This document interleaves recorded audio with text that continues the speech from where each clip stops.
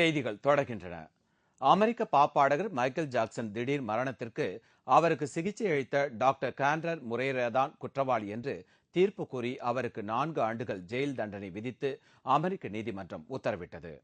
அமெரிக்காவைச் சேர்ந்த பிரபல பாப் பாடகர் மைக்கேல் ஜாக்சன் கடந்த 2009ஆம் ஆண்டு ஜூன் மாதம் 25ஆம் தேதி மர்மமான முறையில் மரணமடைந்தார்.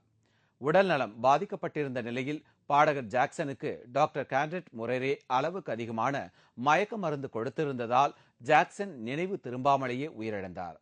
அவரது திடீர் மறைவு உலகம் முழுவதும் உள்ள அவரது ரசிகர்களை மிகுந்த சோகத்தில் ஆழ்த்தியது. இந்த வழக்கில் டாக்டர் முரேரேயிடம் விசாரணை நடத்தி அவர் மீது வழக்கு நடந்து வந்தது. வழக்கமாக அறுவை சிகிச்சையின் போது கொடுக்கப்படும் மயக்க மருந்தையே ஜாக்சனுக்கும் கொடுத்ததாகவும் தான் குற்றவாளி அல்ல என்றும் மருத்துவர் நீதிமன்றத்தில் முறையிட்டார். இறுதியில் டாக்டர் கான்ரர் முரேரே குற்றவாளி என்று கூறி அவருக்கு 4 ஆண்டுகள் சிறை தண்டனை விதித்து அமெரிக்க நீதிமன்றம் நேற்று தீர்ப்பு கூறியது. இதையடுத்து அவர் கைவிலங்கிட்டு சிறைக்கு கொண்டு செல்லப்பட்டார்.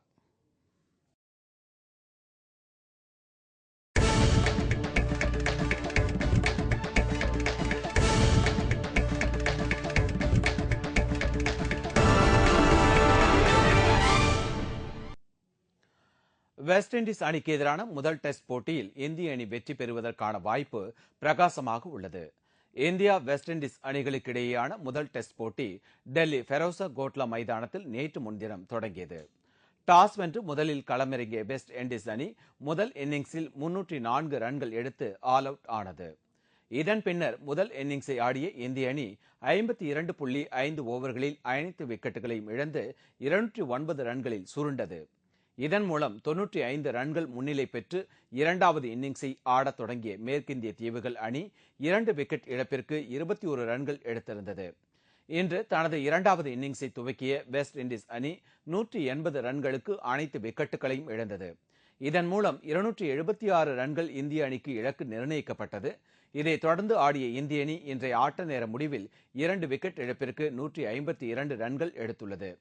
சச்சின் 33 ரன்களுடன் டிராவிட் 30 ரன்களுடன் களத்தில் உள்ளனர். சிறப்பாக விளையாட சச்சின் 28 ரன்கள் சேர்த்தபோது டெஸ்ட் கிரிக்கெட் அரங்கில் 15,000 ரன்களை கடந்து புதிய சாதனை படைத்தார்.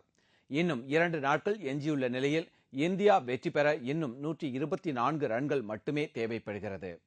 இதனால் முதல் டெஸ்டில் இந்திய அணி வெற்றி பெறுவதற்கான வாய்ப்பு பிரகாசமாக உள்ளது. இத்துடன் செய்திகள் நிறைவடைந்தன. மீண்டும் செய்திகள் நாளை காலை 7 மணிக்கு.